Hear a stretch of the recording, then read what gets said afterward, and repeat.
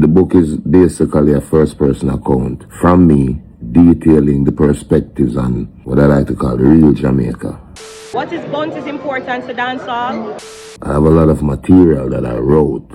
Without bunty, there's no dancehall.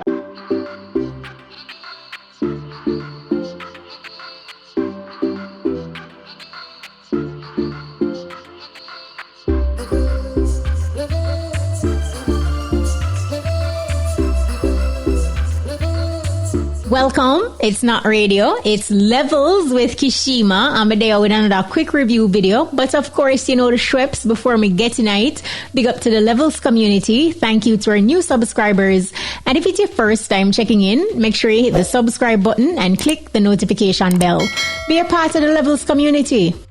So Vybz Kartel says fans can look out for more books from him. Yeah, the boss same author cap is on. As you may know, Vybz Kartel and his co-author Michael Dawson, they wrote the book titled The Voice of the Jamaican Ghetto, Incarcerated But Not Silenced. It's a book that I have read. I have it on my bookshelf. You know, it focuses on themes of struggle, poverty, and political oppression. Anyway, Kartel shared this video and, you know, basically I talk about the book and upcoming plans. Check the levels. I don't know how many people have read this book, but it was co-authored by me and Michael Dawson. It's called The Voice of the Jamaican Ghetto, Incarcerated But Not Silenced. I mean, it was released in 2012, like I said, co-authored by me and Michael Dawson. And it's currently being published by Book Baby. Okay, so you can check it out. I mean, the book is basically a first-person account from me detailing the perspectives on what I like to call the real Jamaica. You know what I mean? Political secrets, social ideologies, you know what I mean? The duplicitous nature of Jamaica, the struggle of the poor, you know what I mean? Just stuff like that, and it gives you a historical breakdown in the chapters based on songs that I've written in the past. So basically it's a good read, you know what I mean? It's like Vybz Kartel giving a voice to the marginalized, to the you know, we challenging stereotypes and just challenging readers to look deep beyond the surface. You know, I mean, it's a deep book, so anybody never read it, check it out.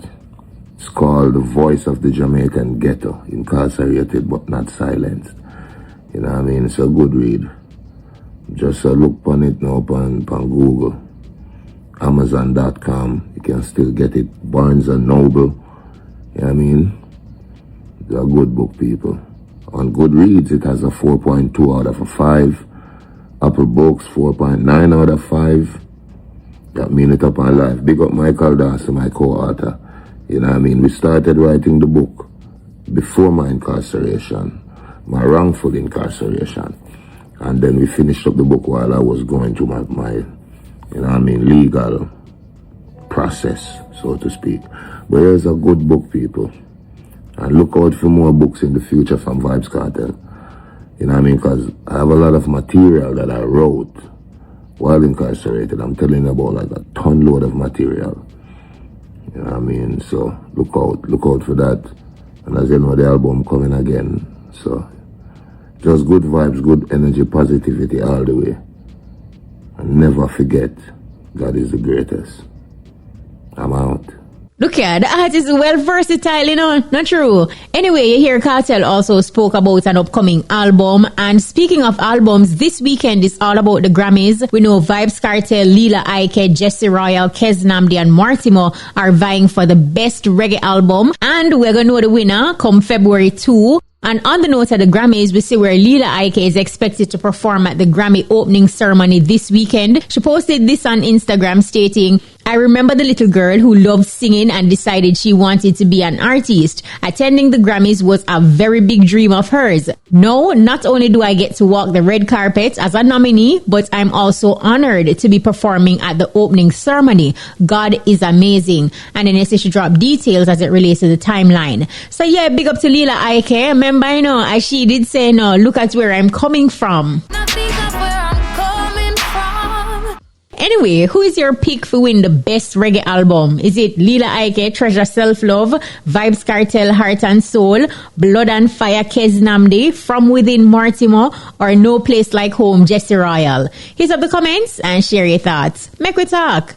So Vibes Cartel is again following Popcaan after briefly unfollowing Poppy. So here's a quick backstory. Popcaan made a comment telling Kartel, say, stop smoke cigarettes. And then Kartel basically said nobody can tell him what to do and hinted at unfollowing people. This led to Kartel and Popcaan unfollowing each other on Instagram. Now, Kartel start follow back Poppy and Poppy now follow Kartel. Well, the last time I checked, leading up to the making of this video. Look here, not sure what is happening between Popcaan and Kartel or if it is anything that we need for pre, because truth is, you can't study them Monday, no. Anyway, Popcaan is now in Africa. He shared this video from the airplane along with this caption: from Ethiopia to Ghana, Africa is a must. And right there, you see Ja Vinci reacting with a couple emojis. So big up to Popcaan, we see where I'm putting the work. Not true. I love how more dancehall entertainers are going to Africa. Massacre was there recently and no Popcaan. It make you wonder, is Africa the new global stage for dancehall? Hit up the comments and share your thoughts.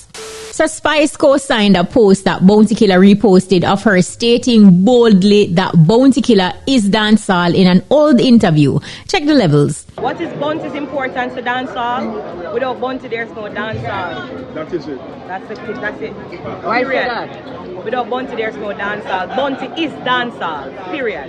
Yeah, man. In the comment section of the post, Spice stood 10 toes down on her statement. Right there, she said, Bounty is dancehall. You see where Lady G is reacting with couple fire emojis. Well, I get why Bounty Killer is often labeled as dancehall, because when you really think about it, the man didn't just have hits. He helped shape the culture. He's responsible for launching the careers of some of the greatest to ever do it. Vibes Cartel, one of the highest paid entertainers right now in dancehall's history, Movado, Busy Signal, and enough more. That kind of influence alone puts him deep in dancehall DNA. But it even goes further than that. Bounty Killer came up through sound system culture, helped define hardcore 90s dancehall, and managed to remain relevant across multiple generations without losing credibility. Dancehall isn't just about charts or streams. It's about influence, longevity, and cultural authority. When Bounty Killer speaks, the culture listens. Him also consistently defend dancehall, challenge the industry, and carry the genre even when it cost him opportunities. But do you agree with Spice that Bounty Killer is dancehall? Jump in the comments and share your thoughts. Make we talk. Now, MC NUFFY is getting ready to tour England in March, and not as an MC, but as selector. And this would be NUFFY's first official booking in the capacity as a selector. On Instagram, NUFFY shared this. Team Flexi Promotions, Askel 45 Records present my first 1 month UK tour as the king of all MCs, this time as a selector, aka selector. I will be playing music. So England, run go get your tickets when it drop my first booking as a selector. Now, in the comment section of the post shared by Levels with Kshema, this person said, some things need gatekeepers. Go and eat your food still. And this other person said, Smarty call at Tony Mataran to come look ya.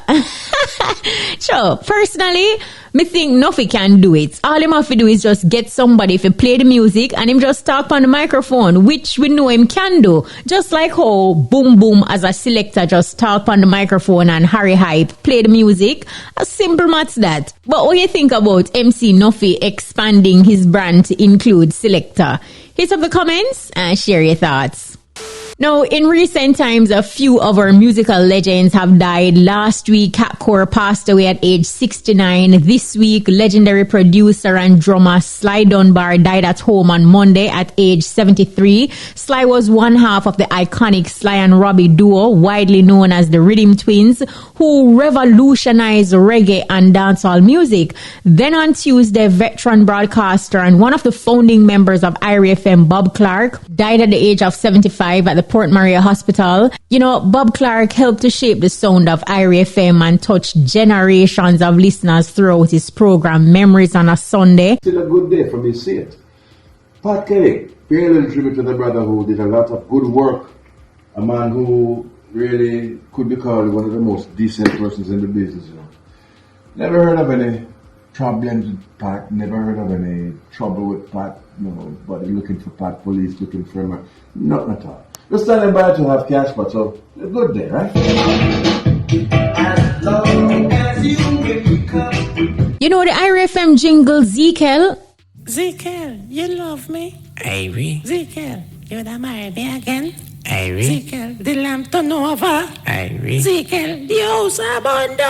Irie. Papa Jesus, who turn off your radio?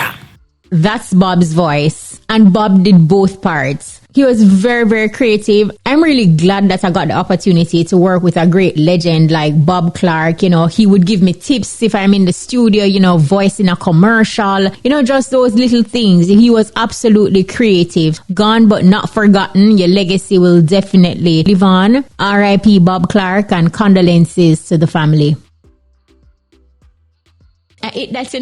Don't forget to like, share, and subscribe. Remember to turn on the notification bell to never miss a second or frame of Levels with me, Kshema. And if you have any burning questions or suggestions for future content, drop them in the comments below. We love hearing from you.